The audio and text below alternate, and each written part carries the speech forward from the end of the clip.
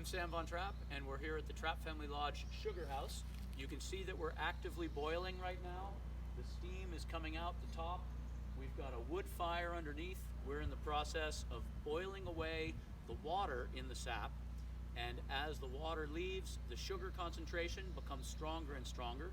The sap starts with roughly 1 to 3% sugar concentration. As we boil away the water, we bring that sugar concentration up. When it hits 66.9% sugar, that is when it officially becomes maple syrup. Vermont's very proud of its sugaring tradition. We produce the most maple syrup of any state in the United States.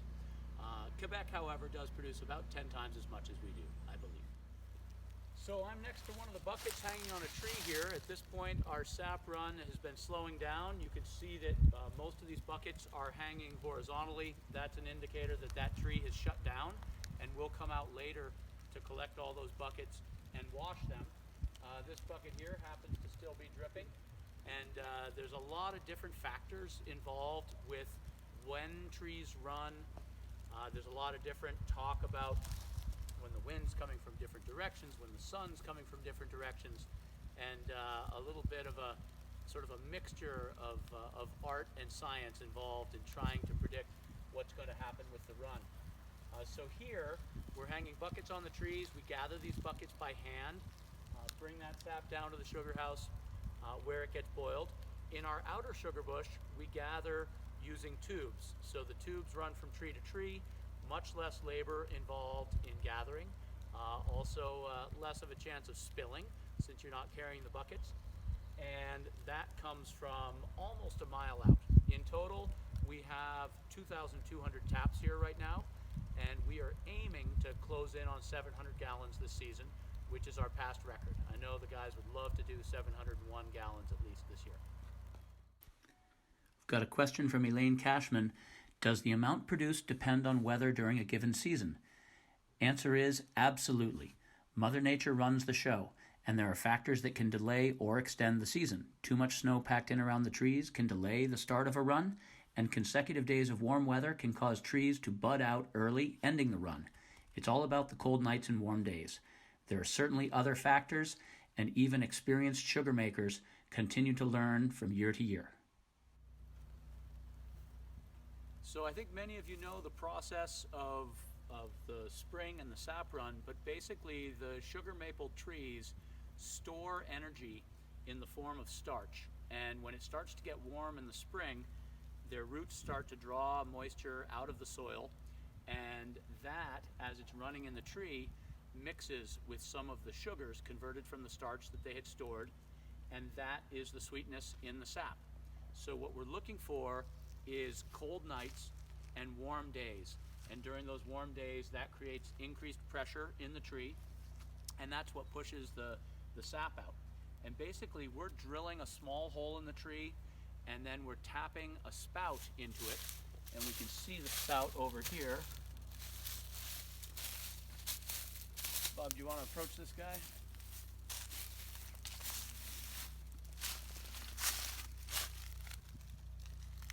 So you can see that spout. It comes dripping out, and on a really good day, you can fill up the buckets. When things are really running strong, you're emptying full buckets. It's a lot of labor. Once the sap reaches the sugar house, it's stored in 2 large 1,200-gallon tanks. Then we concentrate it using the reverse osmosis machine, which is basically a pump that pushes the sap under high pressure through a membrane, which allows the water to leave but the sugar to stay behind. This increases the sugar content, meaning that we don't have to boil off as much water, saving a huge amount of energy. This concentrated sap flows into the pan, which is heated by the fire. This pan is fluted underneath, increasing the surface area so that it has 8 times as much exposure to the heat of that wood fire to increase the rate of evaporation. As the sap gets more concentrated, it also gets more dense and continues to flow down through the system. By the time it hits the end, it will have a boiling temperature of 219 degrees Fahrenheit and a sugar content of 66.9%, which makes it officially maple syrup. At this point, we pull it off into buckets, run it through a filter press to remove the niter, also known as sugar sand, and then we're ready to bottle. Julie Higgins wants to know how much syrup we produce yearly.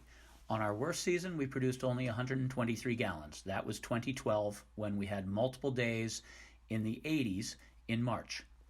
On our best year, which so far is this year, we'll do over 700 gallons. How many taps do we have? This year we did 2,100 taps, which included 1,700 on tubes and 400 buckets. How many years have we been producing syrup? In this sugar house, since 1996. But here on this property, my family started sugaring back in the 1940s. Holly Pimentel Wittenmeyer wants to know some of the favorite ways that our employees use the maple syrup. Obviously, we use it on pancakes, waffles, French toast, and as a natural sweetener. It works great in desserts, so we do use it at our bakery, and we've even brewed beer using it. Chris Poacher, our lead tour guide and key member of our sugaring team, uses it to flavor meat as well. His maple cumin burger uses ground meat from any source. He uses syrup, cumin, and cayenne mixed in with the meat, then adds sautéed onions and Havarti cheese on top. He once prepped these burgers in advance and cooked them out in the sugar bush after gathering sap. It was amazing. Basically, syrup can be used in any recipe just as a substitute for other sweeteners.